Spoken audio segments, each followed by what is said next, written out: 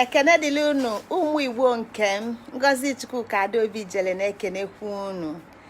Ama m na unu ga na-ajụ kedu ebe m jelu, kedu ife melụ gbayalụnụ m. O anọ m ana Igbo, mụ na aja Igbo, mụ na ana Igbo, mụ na nkwụ Igbo, mụ na ụkwụ Igbo, mụ na ogili Igbo, mụ na ọsị Igbo, mụ na ewu Igbo, mụ na ọkụkọ Igbo, mụ na mmadụ Igbo, mụ na ngweli Igbo, mụ na arụ Igbo, mụ na ndị ichie kpọmkwem mụ na ogwugwu adijele na-ekere unu. Biko abatasịa m lofue chaja fonu m ofu ebe wee nataba obodo amụ nna m ebe onye ọbụla ma na-abalụ m mba, ebe ga-abụ ofu onye mụa m ofu ụla nwanyị saa ebe anyị nchara ịra onye kpata unu afụrọ m ozi anyị amafego, maka na ọ nwere ozi nke kwesịrị na unu ga-enweta n'izu ụka gara aga, mana enwero m wifi, enwekwuru ọnụ m chaja fon. Kịta ka ife niile dịsị mma, m wee sị na ama m na etu unu si na-atụ anya m ka m si na-atụ anya unu, nsị ka m were ohere a ozugbo wee mee testing ka unu ma na nka na ya o. Kịta ka ọlụ bidoli, maka kịta abịago m jụta akwụ. Kịta anụ m alụ ọda ijele enwego ọda.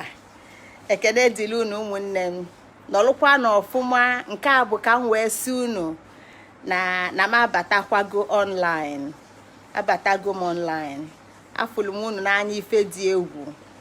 Ọkpụkpụ unu bụ ọkpụkpụ m, arụ unu bụ arụ m, ọbala dị m na-arụ bụ nke unu. Site n'ebi ebi lue n'ebi ebi, ofu ebe ka anyị si, ofu ebe ka anyị na-aga.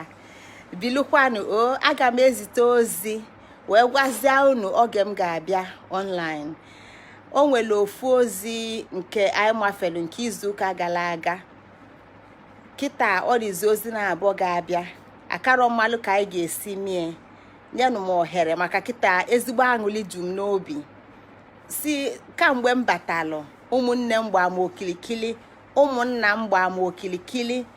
Ya ọ bụrụ obele ife, onwero ife ka mmadụ, onwe mmadụ ka o nwere ego. Mụ na ụmụnna m nọ nsifanekwanụ mgbue na nnụ na ndị ụmụnna na-egbusisi mmadụ. Ụmụnna m dapụ na ha mụ mbụlụ onwe m tụ ịfụnanya amaka, inwe mmadụ amaka, mmadụ ju m arụ, mmadụ na anọ m ebe a bụrụ onye dị mkpa, a na-eku m eku, na-ere m ere ka akwa eke. Etu a ka o si kwesị. Nọlụkwanụ mma o, aga m ezitelu unu ozi wee kọwaa etu ozi anyị ga-esi wee dị. Udo dịlụkwa unu tata. Ekene ọma, ka emesịanụ.